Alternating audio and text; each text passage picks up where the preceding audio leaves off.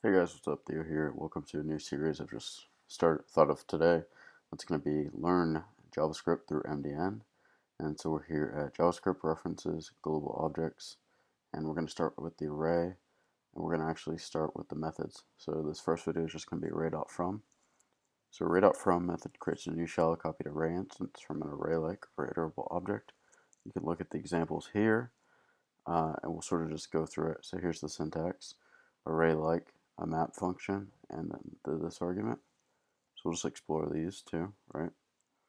Array-like and map function here. So again, this is going to be more just showing than talking about it, but yeah, let's check this out. So let's build out a users array right here, right? I'll just say Theo, James, and John. And then what we want to do, right, is we can check this out right here. We can just go ahead and we can log out our users, and then I can say new users equals array.from, right? So we can do this, and we can take that, console.log new users, and what is it? We could say is new users equal to users, false, right? Is new users equal to new users? True. Alright, cool. So it's shallow copied, and next thing that we can do, we can sort of perform a little map function on here, right? So we can do this, and this will just be our map function, and we'll just say user and index, and here I just want to return user, and the ID will be index, right? And let me make sure this is going to work. And user.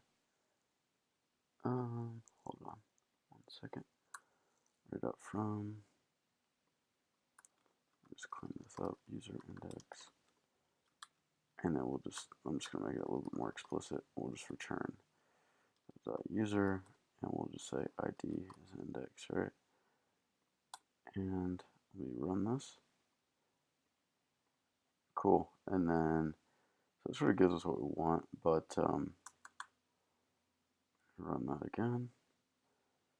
And clear it, run it. So we can sort of see we've, created a user ID, right? Or we can just even make this method here called create user ID, takes in a user and an ID, and it's just going to return back user ID, right? Something like that.